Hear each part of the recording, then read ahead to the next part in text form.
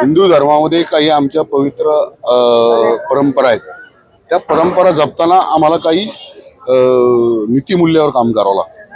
त्यामुळे ते काय आहेत तर आम्हाला आमच्या तिथं ज्या ठिकाणी आम्ही नतमस्तक होतो आमच्या धर्मासाठी, आमच्या देवांसमोर नतमस्तक होतो, त्या ठिकाणी व्यापार करणारा माणूस सुद्धा तेवढाच स्वच्छ आणि पवित्र असला पाहिजे.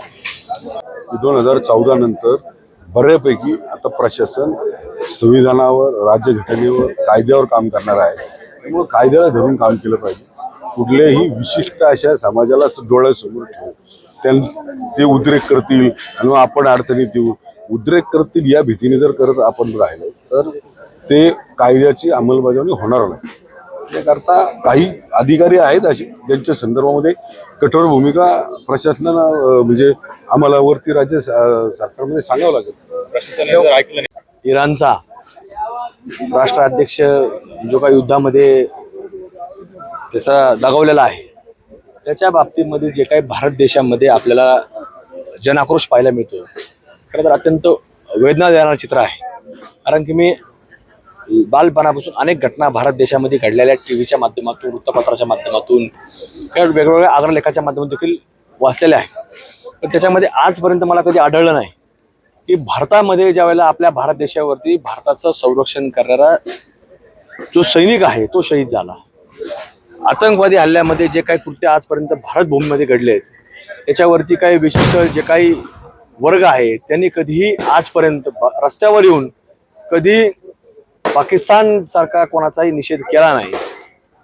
पण ज्या ज्या वेळेला कुठलाही दहशतवादी मारला जातो तर त्याच्या अंत्यविधी करता हजारो लोक रस्त्यावरती येतात.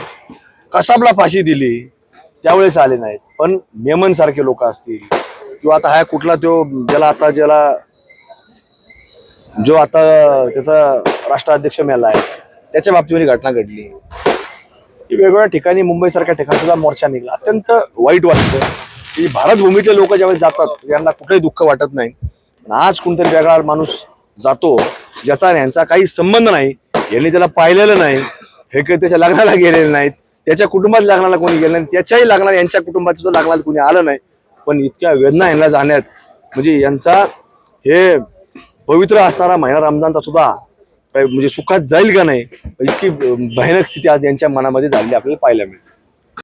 नाही, मडीमध्येच नाही तर प्रत्येक जिल्ह्यामध्ये, प्रत्येक शहरामध्ये, प्रत्येक गल्लोगल्ली या लोकांचे अनधिकृत थडगे, अनधिकृत बांधकामं, अनधिकृत रस्त्यावरती अतिक्रमण, कुठं नाही तिथं तुम्हाला सांगतो घुसणं, देवस्थानावरती त्यांचं दावा टाकणं, पोलीस स्टेशनवरती दावा टाकणं, हे सातत्याने चालत आलेलं आहे. त्यामुळे हे सगळंच एकदा कुठं त्याच्यावर कायदे झाले पाहिजेत अशी आमची मागणी आहे. त्यावर आम्ही प्रयत्न करतोय आणि करू भविष्यात यश येईन आम्हाला असं वाटतंय.